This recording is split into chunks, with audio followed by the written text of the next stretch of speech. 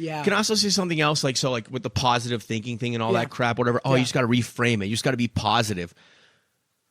How do I say this perfectly? The definition of positivity is not what it's being portrayed to be in this current generation.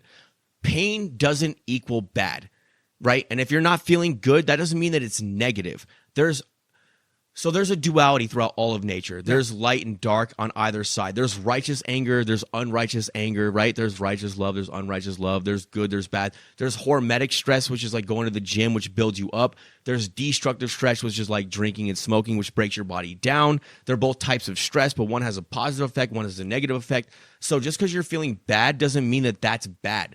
That's something that's going to teach you how to grow a lot of the times. And sometimes when you're feeling bad and you're not learning a lesson, that's destructive. You should get out of that entirely. So like I call it dark positive and light positive. So like when you're like goofy and jovial and you're smiling and you're in a loving state and everyone thinks you're high-fiving people and you're happy and you're hugging everybody and you have nothing but good things to say, great. Enjoy that mood while it lasts. Yeah. And when you're not in the best mood, that doesn't mean that you're in a negative mood. There's dark positive, like tough love. If you have a kid, and sometimes you can't just smile at your kid and tell them everything's going to be okay. Sometimes you have to look your kid in the eye and go, you fucked up, and this is why it's dangerous, and this is why it's not okay. And you have to hurt that kid's feelings and shock them and traumatize them a little bit so they learn a positive lesson. And that's a positive thing. So pain doesn't equal bad, and not all bad feelings are negative. So learn the difference between negative and actual positive, if that makes any sense. Being happy all the time, being jovial and saying nice things doesn't necessarily mean positive. If you over compliment or over like if you show too much love to someone,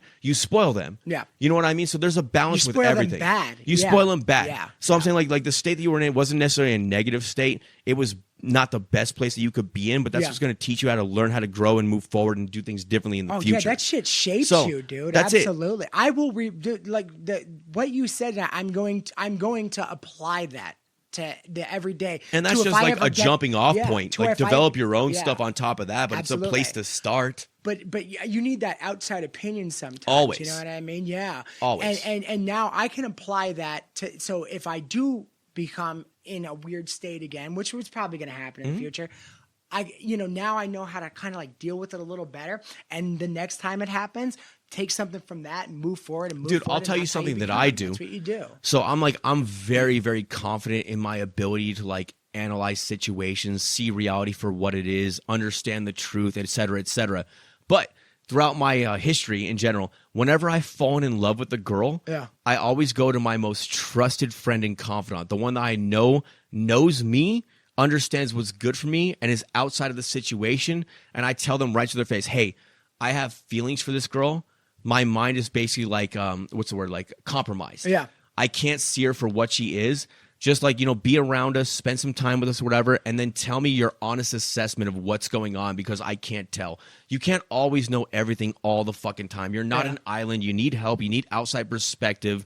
And no matter how smart you are, no matter how wise you are, no matter how much you've been through and how much you've learned, you're always going to need that. It's always valuable. So that's a good thing. I'm going to come to you at some point in time and do the same thing. Yeah, I think sometimes men are misleaded when they think that they can't lean on somebody and and get that help and stuff like that. Like, dude, again, like it's not a weakness to need help. You know what I mean? No, not at all. It never is. It never is. And God, man, it's some weird macho bullshit that they get caught up in. It's nonsense. Like, nah, dude. No one person is the end all be all that knows everything. It's impossible. Yeah. That's what keeps us humble, though. Understanding that, like, you can still be great. You can still be confident. You can still think highly of yourself. Yeah. That doesn't mean that you're better than the rest of the world. It doesn't mean that you're an island unto yourself. We all need each other at the end of the day. And that's the entire point of this. It's like life has built-in humility, if you will. Like, no matter pride goeth before the fall. Everyone knows this term. Yeah. Everyone experiences it at some point or another. You could be Conor McGregor, for Christ's sakes, and at some point you're going to get your ass whooped by Dustin Poirier. It doesn't matter what it is, man. I've seen him at his most vulnerable when he was laying on that canvas yelling, "Your wife is in my DMs." Dude, do you think for 1 second he thought that was going to make him look like some cool guy that was better? Or do you think he fucking couldn't even look at people leaving that fucking arena that night on a fucking gurney? Yeah, you know what I mean? When he told everyone else that Poirier was going out on a stretcher. Boom. Exactly. But I'm just saying, no one's perfect. Yeah, yeah.